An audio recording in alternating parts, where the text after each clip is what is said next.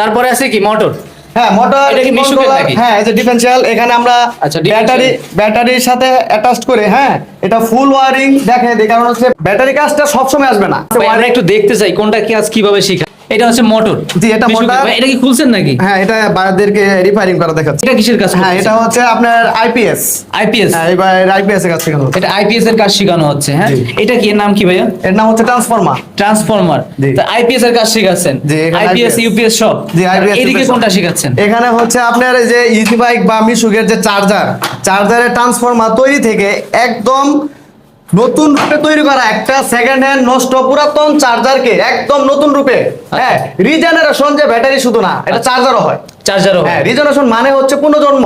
আচ্ছা আমি একটা পুরাতন ফেলে দেওয়া চার্জার যেমন ওই যে ওখানে আছে, আচ্ছা। হ্যাঁ ওই চার্জার গুলাকে খুলে তার যে ট্রান্সফরমার সেটাকে আবার নতুন করে নতুন রূপে নতুন বক্সে একদম ফুল নতুন করে দেওয়া। আচ্ছা, তারপরে এই যে ভাইয়া কি হ্যাঁ করতেছে? এই ভাই হচ্ছে রিজেনারেশন মেশিনের যে আমাদের পার্ট টু পার্ট যে সার্কিট আছে, সার্কিটের ডায়াগ্রামে যে দেওয়া আছে সেটির মেরামত করতেছে। মেরামত